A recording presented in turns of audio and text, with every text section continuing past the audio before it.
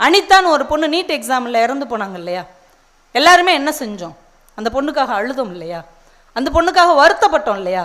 யார் பெத்த பிள்ளைன்னு தெரியாது, அந்த பிள்ளைய பார்த்தது கூட இல்லை. ஐயோ நம்ம ஊரில் எப்படி ஒரு பொண்ணு இறந்துருச்சே, நல்லா படிக்கிற பொண்ணு, இன்னொரு தடவை முயற்சி பண்ணியிருக்கலான்னு எல்லாரும் வேதனைப்பட்டோமா இல்லையா?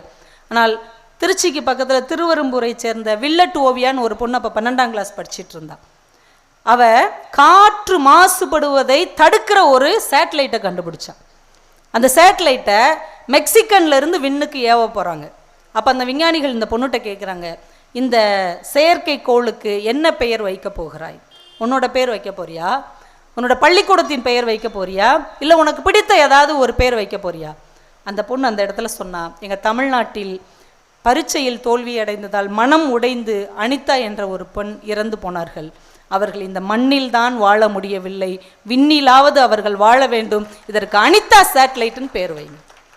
உங்களைப் போலவே என்னை போலவே அவளுக்கும் அனிதா என்பது வெறும் பெயராக மட்டும்தான் தெரியும். அவளுக்கு அவள் தோழியோ சொந்தக்காரியோ தெரிஞ்சவளோ கிடையாது.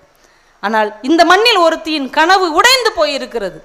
அந்த கனவை ஏதாவது ஒரு விதத்தில் நிலை பெற வைக்க வேண்டும் என்கின்ற எண்ணம் இந்த தமிழ் தேசத்தில் ஒரு பெண் குழந்தைக்கு இருந்திருக்கிறது என்றால், பெண் குழந்தைகளை சாதாரணமாக எடை போடாதீர்கள்.